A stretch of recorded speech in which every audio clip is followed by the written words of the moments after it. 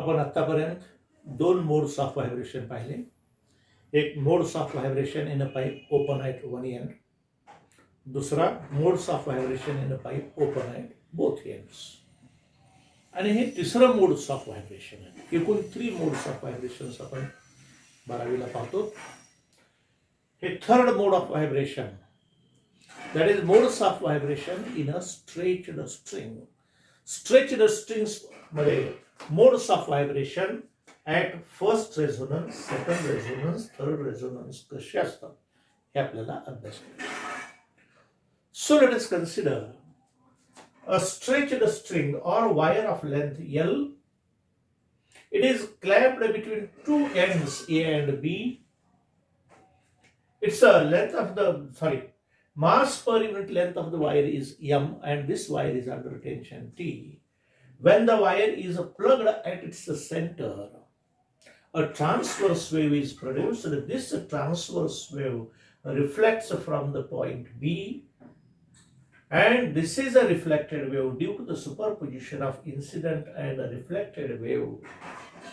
Again, this wave is reflected from this end, and a stationary wave is formed between 2 points A and B. तर या दोन point मध्ये stationery wave निर्माण झाली. या वायरची लेंथ L, याची mass per unit length M.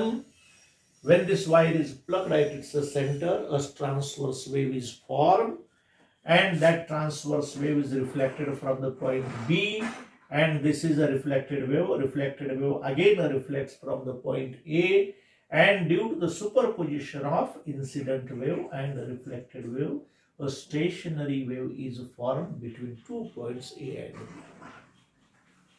या दोन पॉइंट मध्ये ही स्टेशनरी वेव्ह तयार झाली.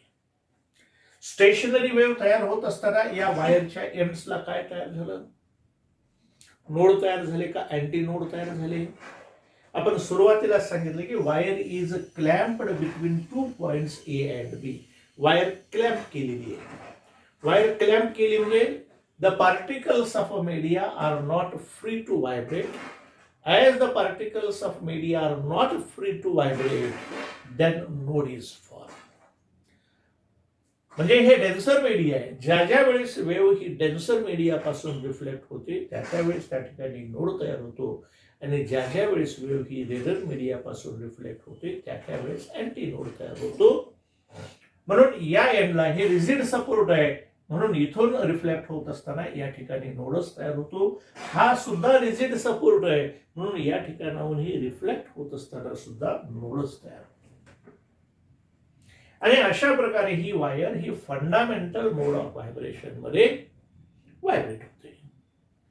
तर हे आपण vibration modes of vibration study करत असताना आपल्याला काही गोष्टी लक्षात ठेवाव्या लागतील. काही गोष्टी आपण ॲज्युम केलेल्या आहेत.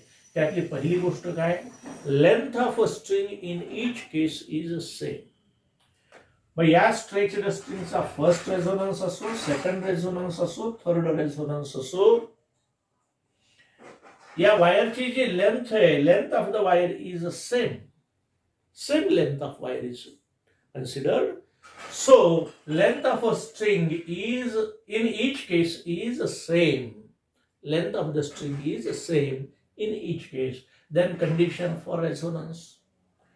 As both ends are clamped, the wave reflects from denser media. Therefore, node is present at both ends. So, node should be present at both clamped ends of the wire. दोन्ही एंडला node असेल तरच resonance येतो, अन्यथा resonance येत नाही. आणि ही wire त्या वायरला स्वतः व्हायब्रेट होऊ दिल्यामुळे ती फंडामेंटल मोड ऑफ व्हायब्रेशन मध्ये लोएस्ट फ्रिक्वेन्सीने व्हायब्रेट होते. म्हणून याला फर्स्ट रेझोनन्स म्हणतो. फर्स्ट रेझोनन्स किंवा त्याला आपण फर्स्ट हार्मोनिक्स म्हणतो. फर्स्ट हार्मोनिक्स किंवा झिरोथ ओव्हरटोन म्हणतो, किंवा यालाच आपण फंडामेंटल फ्रिक्वेन्सी असं म्हणतो. म्हणजे याची एकूण 4 नावं आहेत. Natural frequency, fundamental frequency, first harmonics आणि झिरोथ ओव्हरटोन. यापैकी कोणतंही म्हणलं तर त्याचा अर्थ फर्स्ट रेझोनन्स असाच होतो. सो ॲट फर्स्ट रेझोनन्सला आपण काय झालं ते पाहणार आहे. At first resonance, velocity of a wave in a string is given by v is equal to n1 lambda. हा जनरल फॉर्म्युला आहे. हा ट्रान्सवर्स वेव्ह साठी सुद्धा लागू पडतो आणि लॉंगिट्युडिनल वेव्ह साठी सुद्धा लागू पडतो. हा जनरल फॉर्म्युला आहे. v velocity of a wave in a string at first resonance is given by v is equal to n1 lambda. n1 lambda 1 and fundamental frequency. First रेझोनन्सला जी फ्रिक्वेन्सी असते त्याला आपण फंडामेंटल फ्रिक्वेन्सी म्हणतो किंवा natural frequency असं म्हणतो. Fundamental frequency n1 is equal to v upon lambda 1 or n1 is equal to v by lambda 1, where n1 is the frequency at first resonance. From figure, the distance between two neighboring nodes is, according to the property of a stationary wave, the distance between two neighboring nodes is lambda by 2. So L is equal to lambda 1 upon 2. So from this figure, L is equal to lambda 1 upon 2 and lambda 1 is equal to 2L. Put this value lambda 1 is equal to 2L in equation 1. Equation 1 मध्ये ठेवा. lambda 1 च्या ऐवजी आपण 2L ही किंमत ठेवली. Put in equation 1, so n1 is equal to v by 2L. So this formula gives the frequency, fundamental frequency or natural frequency or first harmonics. म्हणजे first रेझोनन्सला कोणता harmonics present आहे? फर्स्ट हार्मोनिक्स प्रेझेंट आहे. म्हणून या ठिकाणी conclusion आलं, at first resonance first harmonics is present. पहिल्या रेझोनन्सला first harmonics हे प्रेझेंट आहे किंवा झिरोथ ओव्हरटोन ही प्रेझेंट आहे. देन ऍट सेकंड रेझोनन्स म्हणजे या स्ट्रिंगवरची आपण आता फ्रिक्वेन्सी इन्क्रीज करायला लागलो. म्हणजे समजा याची फंडामेंटल फ्रिक्वेन्सी 50 हर्ट्झ आहे. आता या स्ट्रिंगवर आपण 60 hertz, 70 hertz, 80 hertz, 90 hertz, 100 hertz अशी फ्रिक्वेन्सी वाढवून गेलो आणि फ्रिक्वेन्सी ज्यावेळेस दुप्पट झाली त्यावेळेस पुन्हा हे वायर रेझोनन्स दाखवतं. म्हणून याला आपण सेकंड रेझोनन्स असं म्हणलेलं आहे. At second resonance the velocity of a wave in a string is given by v is equal to n2 lambda 2. Because as a frequency is changed, wavelength will change but velocity remains constant. ही गोष्ट लक्षात घ्या. Frequency change झाली म्हणून velocity change होत नाही. Velocity is the inherent character of the media through which the wave propagates. ज्या मीडियामधून ती वेव्ह प्रोपोगेट होते किंवा ज्या मीडियामध्ये ती वेव्ह तयार झाली त्या मीडियाचं कॅरेक्टरिस्टिक्स ही त्याची वेलॉसिटी आहे.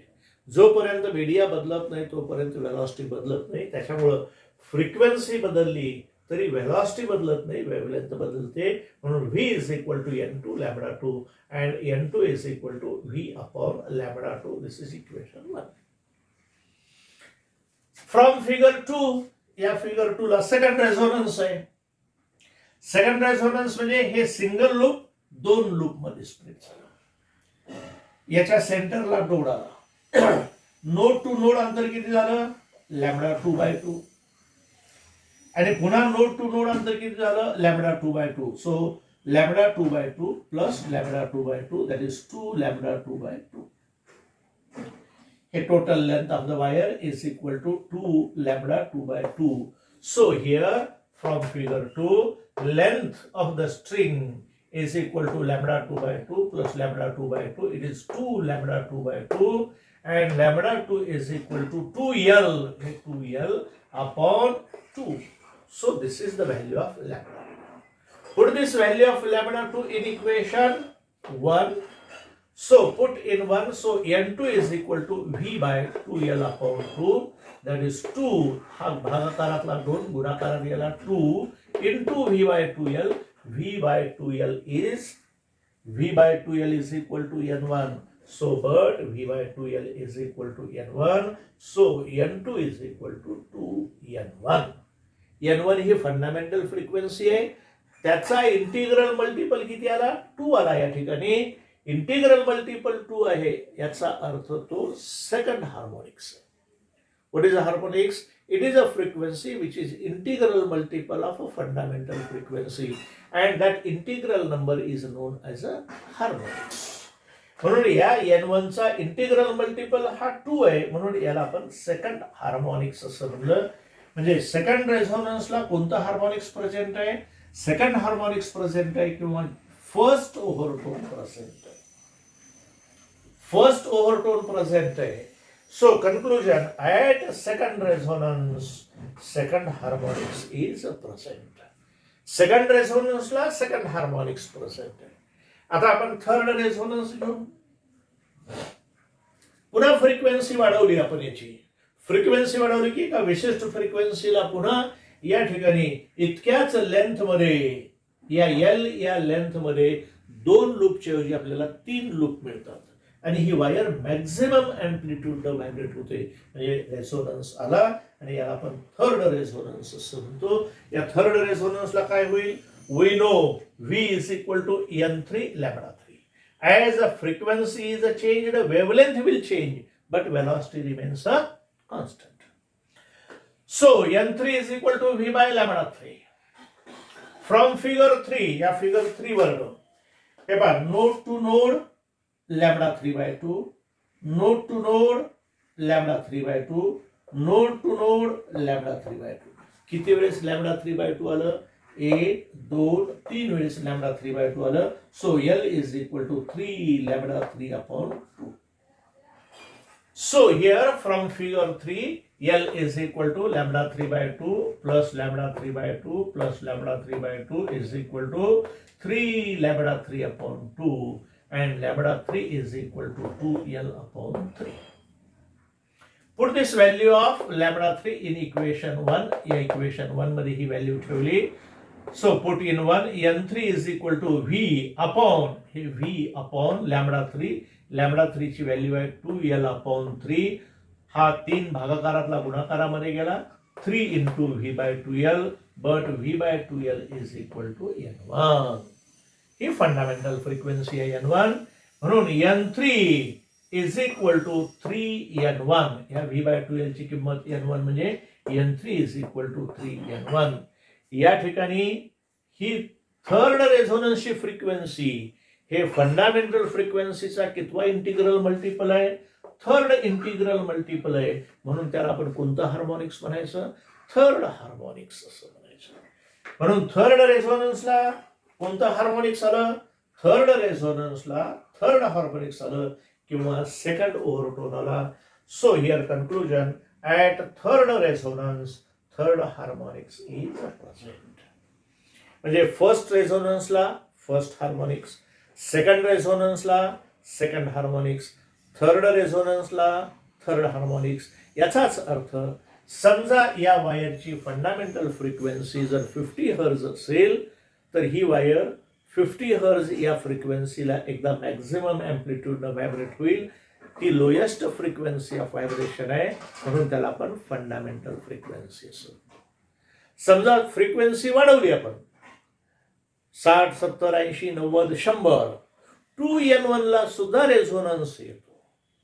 म्हणजे या ठिकाणी सेकंड हार्मोनिक्स प्रेझेंट आहे, फर्स्ट हार्मोनिक्स प्रेझेंट आहे, सेकंड हार्मोनिक्स प्रेझेंट आहे, थर्ड हार्मोनिक्स प्रेझेंट आहे, फोर्थ हार्मोनिक्स प्रेझेंट आहे, फिफ्थ हार्मोनिक्स प्रेझेंट आहे. म्हणजे या ठिकाणी ऑड हार्मोनिक्स 1, 3, 5 ही प्रेझेंट आहेत आणि even harmonics second 2N1, 3, 4N1, 6N1 ही प्रेझेंट आहेत. म्हणजे या ठिकाणी odd harmonics as well as even harmonics are present. समजा 50 हर्ज ही जर फंडामेंटल फ्रिक्वेन्सी असेल तर रेझोनन्स 100 हर्जला येईल, जो सेकंड रेझोनन्स सेकंड हार्मोनिक्स आहे. 150 हर्जला जो थर्ड हार्मोनिक्स आहे, 200 हर्जला जो फोर्थ हार्मोनिक्स आहे, 250 हर्जला जो फिफ्थ हार्मोनिक्स आहे. अशा प्रकारे या प्रकारच्या स्ट्रिंगमध्ये, स्ट्रेच्ड स्ट्रिंगमध्ये ऑड हार्मोनिक्स प्रेझेंट आहेत आणि इव्हन हार्मोनिक्स प्रेझेंट आहेत. म्हणून मेन कन्क्लुजन काय आलं? Main conclusion of this discussion is, in case of a stretched string, all that is odd as well as even harmonics are present. So this is the main conclusion.